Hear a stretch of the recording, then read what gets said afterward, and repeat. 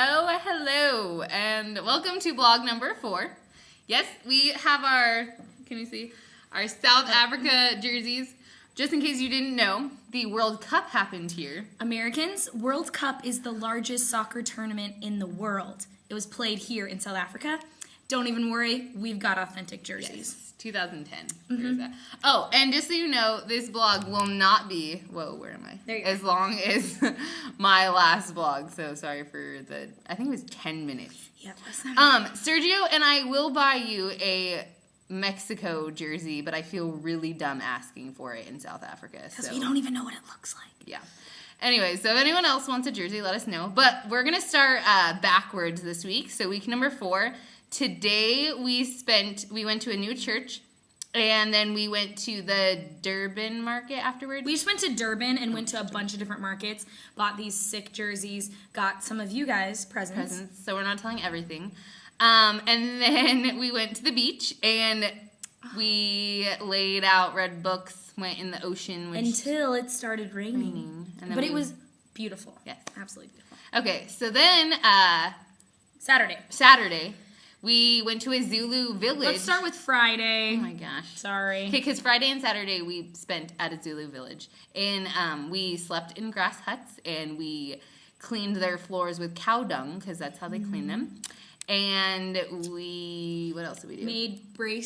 Move that way. Bracelets. We made bracelets. Because beading is very Zulu. Yep, and then we made pottery, and we don't have that with us, but we did that. And then what else did we do? We ate Zuluian? That's probably not a word. Zulu food. And we saw traditional Zulu dances. And we ate so much freaking Zulu food, it wasn't even funny. It was great. Oh, yeah. And we saw stick fighting, and we also had contests in dancing and stick fighting, which we Americans cannot do. Yeah, it's true. By the way. But it was a really good experience to see how Zulu culture has been so preserved, and there are still people who are practicing traditional Zulu practice. Yeah. Like, literally, yeah. Like, these people that we lived with live very similar to this. Like, pretty much what we hear about the Indians, what they used to do and what they lived off of, that's what they live off of here. The Zulu people, at least. It was really cool. So then after that, we came back to AE, and we had a sick slip and slide. Literally the largest slip and slide I've ever been on in my whole life. Check Facebook. But here's the deal. I have a war wound to show you. Do you see that bruise right there? Yeah. Gross. It's a nice bruise. It was worth it. And then, so rewind to Tuesday and Thursday, we went to clinical. And I think I had one of the best weeks in clinical. So on Tuesday, I went around to a clinic in Etenbeni, which is a clinic, and it's also a ministry that a local church supports, and they have volunteers that come out from that church and go into the community. And it was really neat because we got to take some of the families in the most rural areas some groceries, and we prayed with them and just like found out what their needs were and if we could assist them and like assess them, did blood pressures and wound care, whatever we needed to do. And it was really neat because the last house that I was at, 2 of the men decided to accept Christ.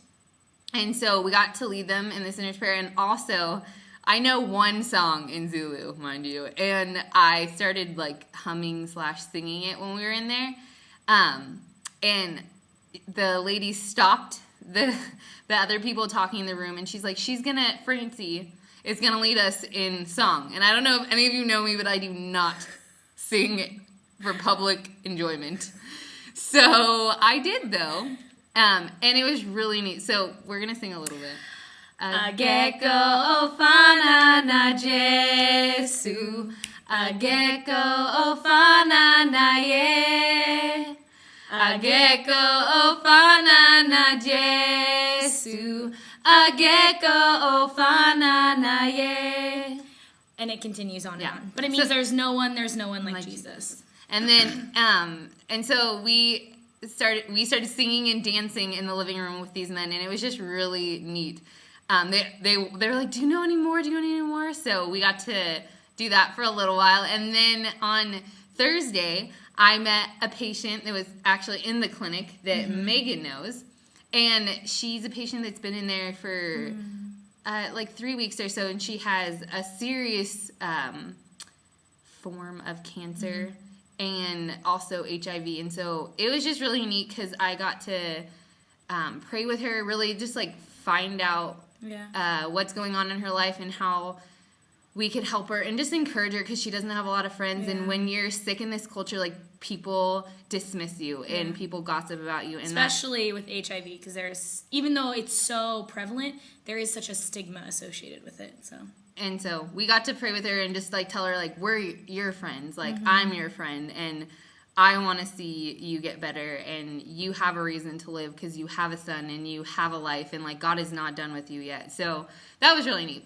Megan, do you want to share? It was cool, yes. And this week I worked at East Boom Clinic and got to see the way a very busy African clinic worked. And for the first time in my whole life, I got to draw blood.